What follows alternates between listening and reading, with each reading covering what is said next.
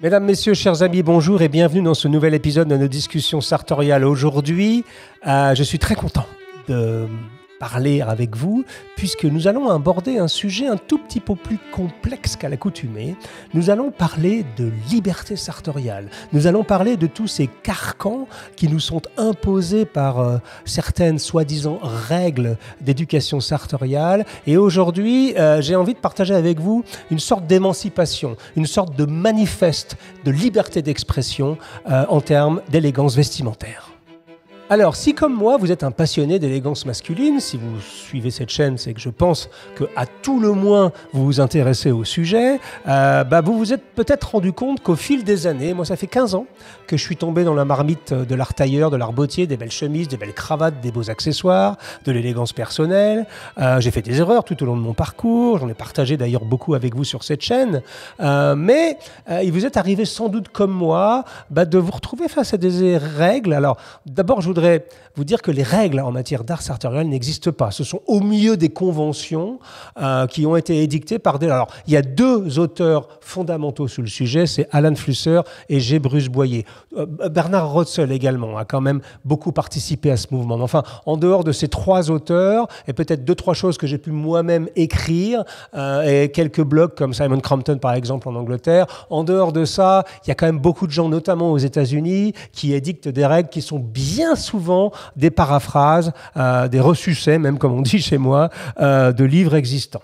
Mais pour autant, il y a des choses qu'on entend encore sur l'Internet ou des gens qui vous expliquent que si vous faites telle chose en matière sartoriale, si vous portez par exemple, et on va y revenir tout de suite, des chaussures marron après 18 heures en ville, vous allez aller en enfer, ça dans l'enfer des sartorialistes. Et si au contraire, vous respectez l'étiquette parfaite de porter tel ou tel type de cravate le soir, vous allez aller au paradis des sartorialistes. Aujourd'hui, j'aimerais vraiment qu'on brise quelques règles, qu'on brise quelques carcans, parce que vous allez vous apercevoir que plus vous rentrez dans ces règles, plus vous perdez l'esprit même de ce qui fait l'originalité de notre communauté.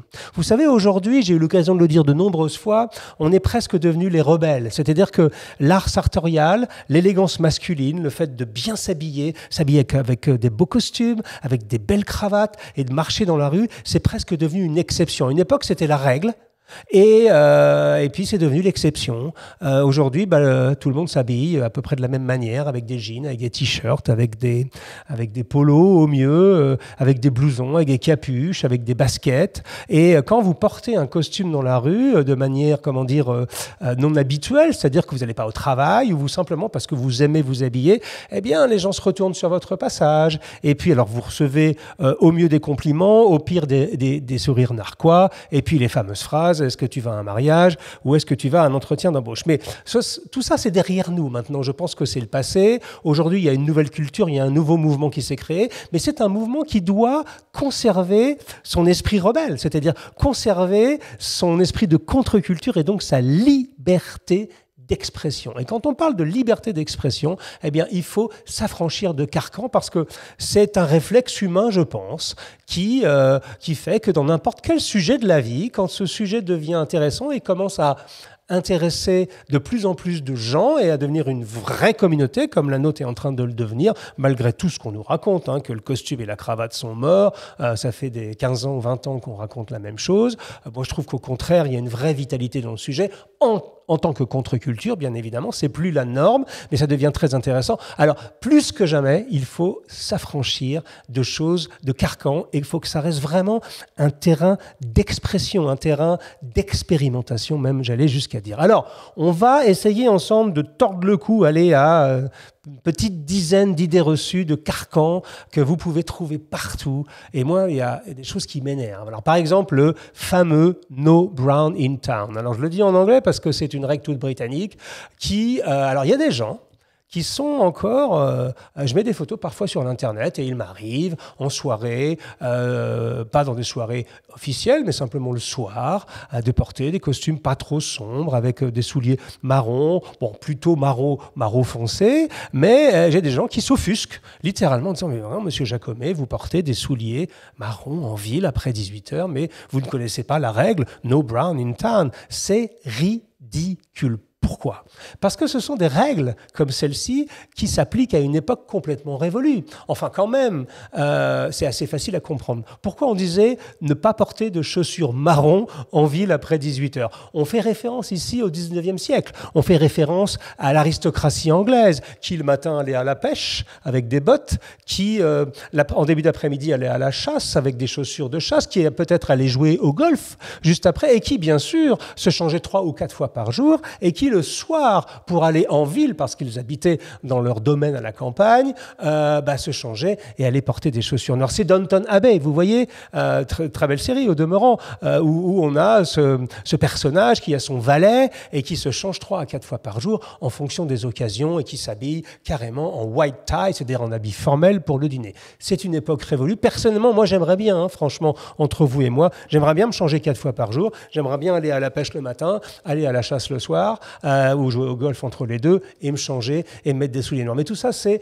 une époque révolue. Donc ce genre de règles qui font encore partie de l'arsenal de certains puristes. Personnellement, je trouve qu'il est grand temps de s'en affranchir. Si vous avez envie de porter des souliers de couleur marron, alors plutôt foncé, c'est vrai que le soir, on a plutôt tendance à, vous n'allez pas mettre un costume bleu ciel avec des rayures roses le soir, à moins que vous soyez dans un resort, dans un hôtel pendant les vacances. Oui, peut-être. Enfin, tout de même, si vous allez en ville, dans une belle soirée à Paris, vous allez avoir tendance à mettre plutôt quelque chose de sombre. Et si vous mettez quelque chose de sombre, à sortir vos souliers, avoir des marrons un peu plus sombres ou des chaussures noires. Là, je suis d'accord. Donc, c'est juste du bon sens. Mais ce genre de règles extrêmement strictes entre l'élégance et les circonstances sont complètement révolues. D'ailleurs, pour la petite histoire, je crois que c'est... alors, je ne crois pas d'ailleurs... Enfin, c'est une légende de l'industrie. Dans les années 80, la personne qui a redonné ses lettres de noblesse à l'une des plus belles marques de souliers en Angleterre, qui s'appelle Edward Green, était un garçon qui s'appelait John Lustig, très respecté dans le métier, qui est décédé malheureusement il y a quelques années, et qui était très fort avec le travail sur le cuir. Et il a créé ces espèces de patines un peu antiques, un peu burnished, on dit en anglais, qui donnaient vraiment une espèce de personnalité vraiment très forte à ces très beaux souliers, des souliers très anglais, très statutaires, très classiques, très beaux, d'ailleurs, très belle marque, Edward Green, évidemment. Il y a un chapitre dans mon livre Souliers sur eux, dans la version française et dans la version anglaise. Et donc, l'histoire dit que c'est John Lustig qui a même lui-même réussi à convaincre certains gentlemen anglais à enfin se donner la liberté de porter des souliers marrons et marron foncé le soir en ville. Donc vous voyez ce genre de règles, laissez-vous pas faire entre guillemets par ça. Ce n'est absolument pas une faute de goût de porter des souliers marrons après 6 heures en ville. Alors, évidemment, avec une émission comme celle-ci, je m'attends à recevoir beaucoup de commentaires offusqués. Je n'ai pas vocation à vous apprendre quelque chose, j'ai plus vocation à vous inspirer. Mais c'est vrai que j'ai défendu un certain nombre de choses, un certain nombre de règles, et je m'attends à recevoir, comme on dit chez moi, une volée de bois vert sur les 2 ou 3 prochains points que je vais aborder. Mais enfin, je vais me lancer parce que franchement, j'ai expérimenté ces choses-là, et de plus en plus, et peut-être l'âge faisant, j'ai 57 ans, ça fait 15 ans que je suis immergé dans ce monde et je pense avoir le droit à m'autoriser certaines libertés.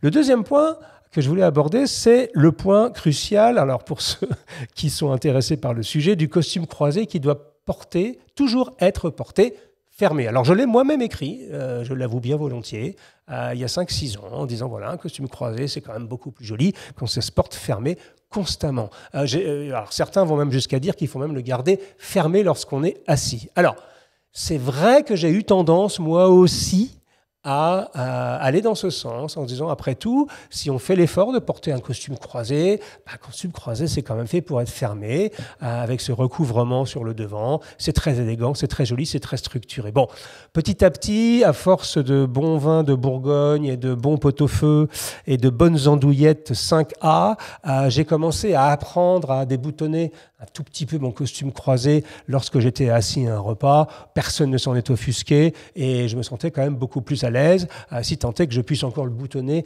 après un excellent repas. Et normalement, je pouvais et je peux encore boutonner, fort heureusement, mes costumes croisés. Mais depuis quelques années, et notamment l'été, avec des costumes croisés en lin, parce que vous savez que je crois que 70% de ma garde-robe est constituée de costumes croisés, j'ai commencé, ça m'est arrivé la première fois au Pitti Uomo il y a 3 ou 4 ans, il faisait tellement chaud. J'avais un costume en lin croisé blanc cassé de chez Sartoria d'Alcore à Naples et j'ai fait un essai comme ça en disant voilà, je vais le porter ouvert, tiens. Je ne veux pas le boutonner. Il faisait chaud. J'avais besoin d'avoir, d'être un peu moins engoncé. Pas engoncé parce que j'étais très à l'aise, mais d'avoir un petit peu que l'air circule mieux parce qu'il faisait vraiment très chaud. Et j'ai commencé à le porter de manière ouverte. C'est pas si bête. Ça donne un air un peu décontracté. Ça reste hyper chic. Vous montrez un petit peu plus de votre cravate. Si vous avez un pantalon taille haute, vous montrez un tout petit peu plus de votre pantalon. Alors, je ne dis pas qu'il faut le porter constamment ouvert, mais je le dis que de temps en temps, dans certaines occasions, c'est toujours une histoire de feeling. Vous voyez, si vous pensez que vous pouvez... Alors évidemment, si vous êtes dans une soirée, dans un gentleman club, où tout le monde est particulièrement bien habillé, ça me semble un tout petit peu déplacé de le faire. Mais si vous êtes dans une ambiance un peu plus décontractée, en extérieur, l'été, franchement, vous pouvez déboutonner votre costume croisé. Déboutonnons les costumes croisés de temps en temps. Allez, 5% du temps peut-être, mais laissons-nous la liberté de pouvoir le faire. Alors, commentez si vous n'êtes pas d'accord, je répondrai volontiers. Je veux bien qu'on ouvre un débat sur le sujet, mais pour moi, d'un point de vue visuel, je trouve ça plutôt intéressant. Autre point que je voulais aborder avec vous, c'est tout ce qui concerne les dimensions. Alors, il y a des gens qui nous font des espèces de précis de dimensions, de longueur de cravate, de largeur de cravate, de largeur de col, de hauteur de cran, en inches, en centimètres, etc. Alors tout ça, parfois ça arrive. Alors, il y a même des gens qui font des infographies sur le sujet. C'est vraiment étonnant. Alors, c'est très américain comme approche. Il nous explique que la cravate doit arriver 1/2 centimètre au-dessus de la ceinture et ne doit pas excéder 1/4 de poil de centimètre, etc. Bon, moi, personnellement, sur le sujet, quand on me pose d'ailleurs, là, vous savez que j'aime beaucoup les revers très larges au niveau de mes costumes. Bon, j'ai un peu abusé, j'avoue, sur le sujet. Mais quand on me demande quelle est la taille de mes revers, je réponds invariablement que j'en ai strictement aucune idée, puisque je me fie à mon œil et je ne suis pas un scientifique de l'art sartorial. Et d'ailleurs, l'art sartorial n'est pas une science, ça doit rester un plaisir, un terrain d'expérimentation. Donc, j'ai aucune idée de la largeur de mes revers. Bon, j'ai une petite idée quand même, mais je ne demande pas des revers spécifiques, même pour les revers de mes pantalons. Quand le tailleur me demande combien de centimètres, j'ai aucune idée. Je lui montre avec mes doigts. Simplement pour garder cette espèce de liberté. Ne vous enfermez pas. Alors, pour les cravates, moi, j'aime porter les cravates, parfois un peu plus courtes, parfois un peu plus longues. Alors, évidemment, n'allez pas jusqu'à vous, à ce que le pan de votre cravate recouvre vos bijoux de famille. Évidemment, c'est pas très élégant, ça tombe sous le sens. Quelque part au niveau de la ceinture, où la ceinture devrait être, puisque moi j'en porte pas personnellement. Il m'arrive aussi, et je l'ai montré dans une émission, l'émission juste avant celle-ci sur le sujet qui était les erreurs à ne pas faire. J'ai montré que j'aimais bien, par exemple, je crois que c'est le cas encore aujourd'hui, vous voyez, avoir le petit pan de cravate qui est un tout petit peu plus long que le grand. Voilà, ça c'est ma manière à moi de le faire. Mais là, je ne mesure pas. Vous voyez, parfois, Michael Drake, qui était le fondateur de Drakes of London, disait que idéalement, les deux pans devraient être de la même longueur, mais que pour avoir un peu plus de style, c'était pas grave si le petit pan était un peu supérieur. J'aime bien avoir une goutte, toujours, j'aime bien montrer un peu l'arrière de la cravate. Vous voyez, ces choses-là, donc... Ne vous laissez pas enfermer dans des histoires de centimètres, de demi-inch, de demi-trucs. C'est complètement ridicule. Ça doit rester un espace de liberté. Et ne faites pas comme le personnage que j'ai cité dans une des dernières émissions, le fameux Cécile de Room with a View de James Avery, qui mesurait quasiment tout et qui était une caricature de lui-même. Donc, oubliez les histoires de mensuration, de centimètres, de longueur de cravate. Faites comme il vous plaît en respectant 2-3 règles. La cravate pas trop longue et puis surtout des nœuds pas trop surdimensionnés par rapport à votre col. Les proportions, ça reste une règle incontournable. Après, il y a l'histoire des boutonnages de manches. Alors évidemment, là, je commence à rentrer dans des sujets un peu pour les gens un peu avertis. Si vous démarrez dans ce monde, vous devez vous demander, mais comment ce gars-là, ça fait 15 minutes qu'il nous parle de boutons, qu'il nous parle de gouttes sur les cravates. C'est quand même pas des sujets qui changent la vie. Oui, c'est vrai, ce sont des sujets, comment dire, un peu parallèles. Mais pour autant, si vous vous intéressez vraiment au sujet, eh bien, il y a des choses comme ça qui nous entravent. Alors par exemple, il est dit, alors ça c'est un costume en grande mesure, donc un costume en grande mesure, si vous achetez un costume en prêt-à-porter, vous voyez les boutons, ici, généralement, ce sont des faux boutons, ils ne s'ouvrent pas. Ça c'est un costume en grande mesure, donc les boutons s'ouvrent. Voilà, donc, parce que tout simplement, alors il y a plein de sujets, c'est ce qu'on appelle des manches de chirurgiens, pour les chirurgiens à l'époque qui pouvaient opérer. Alors, moi, j'ai jamais vu un chirurgien opérer un costume, mais peut-être ça se faisait au 19e siècle. Moi, je trouve que l'explication la plus simple, c'est d'avoir des boutonnières ouvertes, c'est pour pouvoir se laver les mains, tout simplement, sans abîmer son costume. Mais bref, et il est une règle aujourd'hui qui dit qu'il est vulgaire, lorsqu'on a un costume en grande mesure avec des boutonnières ouvertes, de laisser les boutonnières ouvertes, parce que cela voudrait dire qu'on a tendance à montrer que les boutonnières sont ouvertes un peu pour frimer. Vous voyez ce que je veux dire? Regardez, j'ai 2 boutonnières ouvertes, ça veut dire que mon costume, c'est un costume en grande mesure. Bon, alors c'est vrai qu'il y a 5-6 ans, quand le monde sartorial a commencé à exploser, ces règles ont commencé à être édictées, beaucoup de gens, vous savez ce qu'ils faisaient? Ils achetaient un costume en prêt-à-porter, ils faisaient ouvrir les boutonnières, ou ils allaient même jusqu'à les faire contraster pour qu'on les voit bien, et ils laissaient ouverts pour faire croire qu'il s'agissait d'un costume en grande mesure. Excusez-moi, il y a des idiots partout. C'est pas très très élégant effectivement. Moi, à vrai dire, je me rends pas compte. Souvent, je prends ma veste. Bon, il se trouve que là, elles étaient complètement boutonnées. Tiens, je vais en déboutonner 2 pour la fin de cette émission. Voilà. Si vous avez une jolie montre, si vous avez des beaux boutons de manchette, ça peut être utile d'ouvrir un peu les boutonnières si vous avez envie de les montrer parce qu'ils sont jolis. Ce sont des bijoux après tout. Donc vous voyez, ce genre de règles, boutonnage, pas boutonnage, franchement, ça n'a pas grande importance. Faites comme il vous plaît. Il m'arrive même parfois, parce que je suis un peu étourdi comme garçon, d'avoir un bouton ou 2 boutons ouverts à une manche et un à une autre. Ce n'est pas bien grave entre nous. L'idée, c'est surtout de ne pas faire ça. C'est regarder comme mes boutonnières sont contrastées et sont ouvertes parce que j'ai les moyens de m'acheter un costume en grande mesure. Voilà, ça, c'est une vraie faute de goût et de comportement. Ensuite, j'ai pris des notes. Alors, là, nous allons arriver à quelque chose d'un tout petit peu plus polémique que je soumets à votre, à votre approbation ou à votre désapprobation.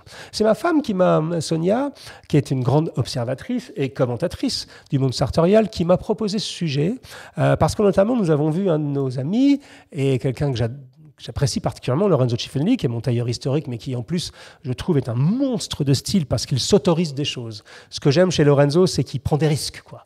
Il pourrait très bien, c'est un homme très élégant, qui est un plus grand tailleur au monde, donc il pourrait rester sur des choses un peu audacieuses au niveau tissu, mais même, lui, il va relativement loin. Et il lui arrive de porter des costumes avec des sandales, ou en tout cas des très beaux pantalons à pince avec des sandales, pieds nus.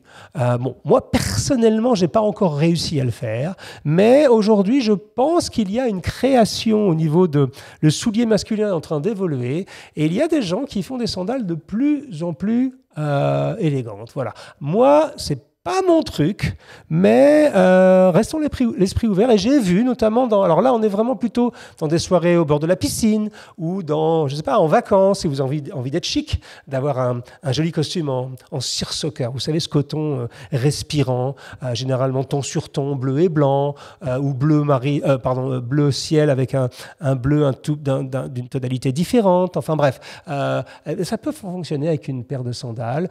Bon, encore une fois, j'ai jamais essayé. Mais je sais que Berluti, par exemple, en fait de très jolis. En Italie, vous pourrez en trouver également de très, très belles. Donc, c'est quelque chose à étudier. Encore une fois, c'est Sonia qui a insisté pour que je parle de ça. Personnellement, je ne suis pas fan, mais je ne m'interdis pas un jour d'essayer cette chose-là. Et ça nous amène tout de suite au sujet suivant.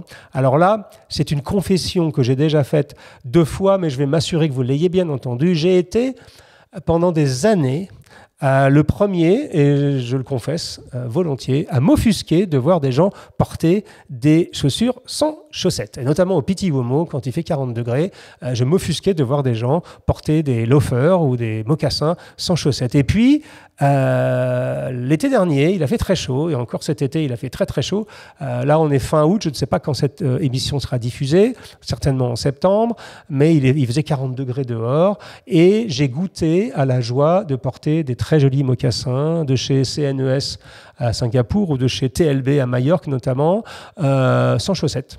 Et je dois avouer que c'est extrêmement jouissif et c'est pas si inélégant que ça. Alors après, évidemment, je sais que c'est un sujet à polémique. Je sais que beaucoup de gens trouvent qu'une jolie paire de chaussettes en lin, par exemple, est beaucoup plus jolie. J'en suis même arrivé à un point où je trouve que certains mocassins en daim portés l'été sont presque plus esthétiques sans chaussettes. Alors, après, c'est une question de morphologie et c'est aussi, je crois, une question d'individu. Personnellement, moi, je ne suis pas très poilu au niveau des jambes et au niveau des pieds. Donc, évidemment, si c'est pour montrer des poils qui dépassent de tous les côtés, c'est pas très joli.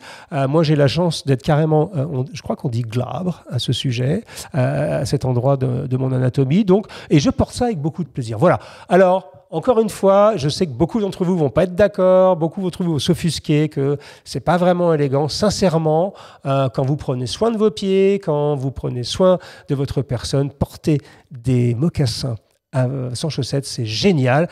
Bien sûr, il faut des mocassins de bonne qualité et bien sûr, il faut bien les aérer après une journée de port. Il faut les mettre sur bois parce que vous transpirez un tout petit peu plus, mais c'est super, super agréable et je trouve que ça apporte une espèce de touche, comment dire, de nonchalance tout à fait salutaire. Voilà, donc vous voyez comme quoi on peut changer d'avis. Alors, je ne vais pas répéter l'adage, il n'y a que les idiots qui ne changent pas d'avis. Moi, j'ai vraiment changé d'avis sur le sujet et j'adore désormais porter, de temps en temps, hein, c'est pas tous les jours, mes mocassins sans chaussettes. Autre point, c'est l'avant-dernier de ma liste. Alors là, pareil, là je vais finir sur 2 points assez polémiques. Bon, d'abord, l'avant-dernier, c'est... j'ai posté sur Instagram il y a quelques semaines, au tout début du mois de juillet, une photo où je portais, c'était des premiers dimanches de l'été, où nous sortions le dimanche pour aller dîner chez une voisine qu'on adore, et donc j'avais décidé de mettre des mocassins sans chaussettes, un joli pantalon en grande mesure en lin un peu jaune moutarde de chez Pino Peluzzo, bonjour Pino, à Naples, et des bretelles de chez Albert Fuston, des belles bretelles avec un motif cachemire, et une chemise que j'adore de chez Alessandro Siniscalchi, très grand chemisier milanais, une chemise avec ce formidable tissu Carlo Riva, vous savez, ce tissu, alors c'est du coton et du lin qui sont encore tissés, enfin si vous avez l'occasion de mettre la main sur du tissu Carlo Riva, c'est cher, mais c'est extraordinaire, parce que c'est encore tissé sur des métiers à tisser comment dire, très traditionnels, avec une navette en bois, et qui font des laids de tissu de 80 cm au lieu d'avoir des laids de 90 au lieu de 180. Et ils arrivent à avoir des tonalités absolument géniales. Et donc, je portais cette chemise qui avait pour particularité d'avoir un col contrasté blanc, avec une petite patte, ce qu'on appelle un tap collar, mais avec les poignets non contrastés. Et c'est Alessandro Siniscalchi qui m'a appris ça, en me disant, voilà Hugo, si tu contrastes le col et les poignets, là, il faut porter une cravate parce que tout de suite, ça fait banquier à Wall Street et c'est plus joli avec une cravate. Mais en revanche, si tu ne contrastes que le col, mais pas les poignets, ça baisse un peu le niveau de formalisme ou de formalisme de la chemise et donc tu peux t'autoriser de temps en temps à la porter sans cravate. Là, j'allais chez des amis, j'avais des bretelles, un beau pantalon sur mesure de chez Pino Peluzzo et des beaux mocassins de chez CNES à Singapour, pas de chaussettes, j'étais bien dans ma peau, j'ai mis une belle image sur Instagram et là je me suis pris une volée de bois vert et même jusqu'à des insultes en me disant mais qu'est-ce que c'est ce monsieur Jacomet, il porte une chemise, alors ça s'appelle une chemise Winchester, alors ça n'a rien à voir avec les armes, hein. C'est une chemise à col contrasté et poignets contrastés, on appelle ça une chemise Winchester sans cravate, en plus de ça j'avais des souliers sans chaussettes. Où est le Parisien gentleman? Eh bien, le Parisien gentleman, il est devant vous, il est heureux de faire des expérimentations et sincèrement cette chemise à col contrasté, encore une fois, si vous ne contrastez pas les poignets, vous pouvez la porter ouverte. Sincèrement, il n'y a rien à redire. Je trouve ça élégant, je trouve ça un peu audacieux, c'est vrai. Je trouve ça différent, mais ça reste pour moi, encore une fois, ce qu'on fait avec l'élégance masculine classique. Moi, j'arrive, hein, ça fait 15 ans que je fais ça tous les jours. J'ai envie de m'autoriser un peu de liberté et sincèrement, vous pouvez le faire, vous aussi. Et d'ailleurs, sur la même photo, et ce sera mon dernier point, je portais, sacrilège, je portais des bretelles avec des clip-ons. Alors comment on dit en français? Avec des pinces et pas des bretelles qui se mettent à l'intérieur avec les deux brides, vous savez, en cuir qui vont s'insérer dans les boutons à l'intérieur, ce qui est vraiment ce qu'il y a de mieux. Simplement, donc j'avais des... Je suis désolé, le mot me manque en français, avec des pinces qui viennent donc se clipper sur le pantalon. Alors là, c'était pire que tout, puisque normalement, une bretelle, ça se porte avec des boutons qui sont faits exprès à l'intérieur du pantalon et surtout pas avec ces pinces inesthétiques qui sont normalement la marque des bretelles de mauvaise qualité. Alors, la raison pour laquelle j'ai fait ça, c'est que tout simplement, le pantalon que j'avais n'a pas été conçu pour porter des bretelles avec des boutons à l'intérieur. Donc, j'ai dû me résoudre à utiliser ces bretelles avec les petites pinces et en métal, donc. Je me suis pris vraiment, alors pas des insultes, on n'ira pas jusque-là, mais vraiment des gens s'offusquaient de ça. Mais comment, Monsieur Jacomet, vous portez des bretelles sans avoir les boutons à l'intérieur? Bon, j'avais simplement oublié de faire mettre des boutons dans ce pantalon. Et après tout, je trouvais ça pas mal. Et vous savez quoi? Depuis, je porte assez fréquemment les bretelles comme ça. Ça ne me gêne pas. Ma femme, qui porte énormément de bretelles, elle a été l'une des femmes qui a le plus repopularisé le port des bretelles pour les dames. C'est très joli et elle les porte avec ses pinces sans aucun problème. Voilà. Donc, encore une fois, c'est vrai que c'est plus joli, c'est plus statutaire d'avoir les vraies brides en cuir qui sont prises dans les boutons à l'intérieur du pantalon. Bon, en plus, généralement, vous savez, les bretelles, on ne les montre pas. Moi, j'aime bien les montrer pendant l'été. Je trouve ça assez sympathique. Ça donne du style, ça met un petit peu de sel dans la soupe. Mais généralement, on porte ça sous un costume, donc on les montre peu. Et c'est vrai que dans ce cas-là, c'est quand même plus joli d'avoir les brides à l'intérieur. Mais pour autant, vous pouvez vous autoriser de les porter avec des pinces et franchement, vous faites de mal à personne. Je regarde sur ma liste si je n'ai rien oublié. Donc, vous pouvez porter votre costume croisé ouvert. Vous avez le droit de porter des chaussures marron en ville après 18 heures, d'après moi. Vous pouvez ouvrir ou pas vos boutonnières de manche, ça n'a pas grande importance. La longueur de votre cravate, n'allez pas la mesurer avec 1 centimètre pour savoir si vous êtes exactement à 1 centimètre près au bon endroit par rapport. Faites-le comme vous avez envie, fiez-vous à vos yeux. Vous avez le droit, ça je ne l'ai pas encore fait, mais Lorenzo le fait avec beaucoup de succès, de porter des sandales si vous le voulez. Vous pouvez porter donc vos bretelles sans être forcément avoir utilisé les boutons à l'intérieur de votre pantalon. Vous avez parfaitement le droit, et j'en suis la preuve vivante, de porter vos souliers sans chaussettes. L'été, évidemment, vous n'allez pas sortir sans chaussettes au mois de décembre parce que vous allez avoir froid, et surtout pas avec des Oxford ou avec des Richelieu ou des Derby, c'est plutôt réservé aux mocassins. Et vous avez totalement le droit de porter une chemise à col contrasté, sans cravate, si tant est que vous n'ayez pas les poignets aussi contrastés. Voilà, c'était peut-être notre premier manifeste de liberté sartoriale. Je vous répète, mes amis, la recherche de style vestimentaire, cette nouvelle rébellion, cette révolte par l'élégance que l'on soutient, doit rester un terrain d'expression libre, doit rester un terrain d'expression personnelle. Permettez-vous de faire des choses. Bon, respectez 2-3 règles quand même. Bon, évitez les chaussettes blanches avec les costumes, les chaussettes de tennis avec les costumes, ça marche pas terrible. Évitez les chaussettes courtes, on en a déjà parlé. Donc dans l'épisode précédent, on a parlé de toutes ces choses-là. Enfin, à part ces grands basiques, pour le reste, faites-vous plaisir. Je vous donne rendez-vous dans un nouvel épisode de nos discussions sartoriales. Et d'ici là, faites-vous plaisir, prenez soin de vous, faites attention à vous, prenez du plaisir et à très bientôt, mes amis. Au revoir.